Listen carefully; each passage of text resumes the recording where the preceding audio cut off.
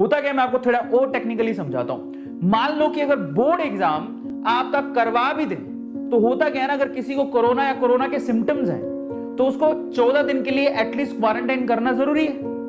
अब board exam technically क्यों impossible है और नीट एग्जाम क्यों पॉसिबल है, मैं आपको बताता हूं। अब पहला बोर्ड का एग्जाम हुआ और मान लो उस सिचुएशन में पहले बोर्ड एग्जाम में किसी को कोरोना के सिम्टम दिखने लगे, सोचो जरा। तो अब कोरोना के सिम्टम दिख रहे हैं तो उसको 14 दिन के लिए क्वारंटाइन करना पड़ेगा, तो वो बच्चा रोने लगेगा कि मेरे को तो 14 दिन के लिए क्वारंटाइन कर दिया और 8 दिन बाद तो मेरा एग्जाम है बोर्ड का, दूसरा एग्जाम मैं कैसे दूंगा।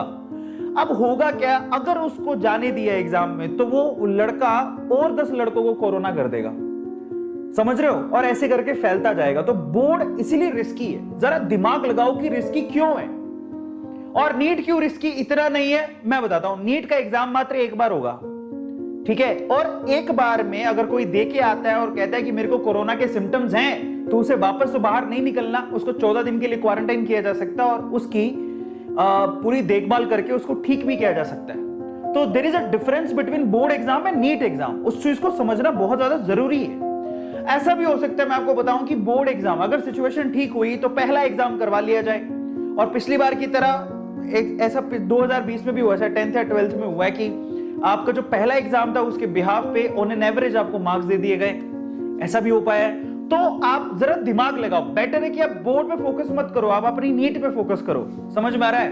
और मैं आपसे कहूंगा कि जब आप नीट की तैयारी करोगे तो बोर्ड अपने आप ही हो जाएगा, जरा समझो इस चीज को। तो थोड़ा बोर्ड मुझे हिलता हुआ लग रहा है कि बोर्ड एग्जाम होगा कि नहीं होगा, लेकिन नीट का एग्जाम आपका पक्का हो जाएगा, क्योंकि बोर्ड एग्जाम और नीट एग्जाम में टेक्निकली बहुत डिफरेंस है।